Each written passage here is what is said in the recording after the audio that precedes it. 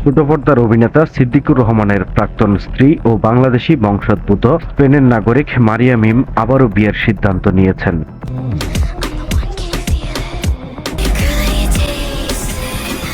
2012 সালে সিদ্দিকের সঙ্গে বিবাহ বন্ধনে আবদ্ধ হন মিম। 1 বছর পর তাদের সংসারে আসে পুত্র সন্তান আরশ হোসেন। তবে 2018 সালে বিনোদন জগতে কাজ করার ইচ্ছা থেকে শুরু হয় মতবিরোধ। এক সময় গড়ায় বিচ্ছেদে, যা সম্পন্ন হয় 2019 সালে।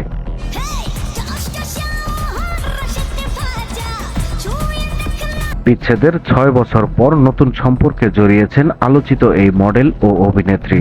সম্প্রতি ইনস্টাগ্রামে প্রেমিকের সঙ্গে একটি ভিডিও প্রকাশ করেছেন তিনি। যদিও প্রেমিকের মুখ প্রকাশ করেননি তিনি, তবে তাকে আমার ভালোবাসা বলে উল্লেখ করেছেন।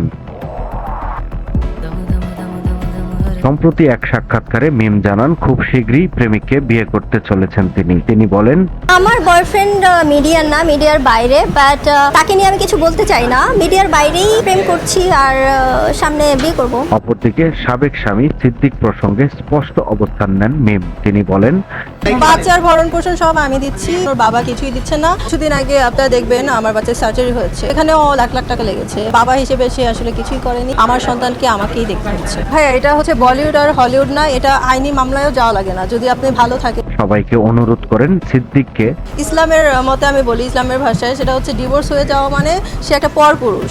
তাকে নিয়ে আপনারা যেভাবে করতেছেন, মানে জামাই বানাই দিচ্ছেন। এদিকে সেলিব্রিটি ক্রিকেট চ্যাম্পিয়ন্স ট্রফি 2025-এ অশ্লীলতা ছড়ানোর অভিযোগে 6 মডেল, অভিনেত্রী ও 3 নির্মাতার বিরুদ্ধে লিগ্যাল নোটিশ পাঠানো হয়েছে, যার মধ্যে মারিয়া মিমের নামও রয়েছে। আমি যদি আমার ফিগারটাই না দেখাতে পারি তাহলে তো এটা কেমন না, এত কষ্ট করে লাভ কি? তবে এই ঘটনায় সেই আইনজীবীর বিরুদ্ধে ক্ষোভ প্রকাশ করেছেন মিম।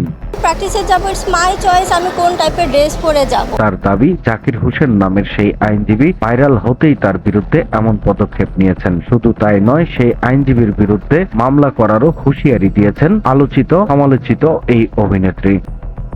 সময়ের কলম, নিউজ ডেস্ক।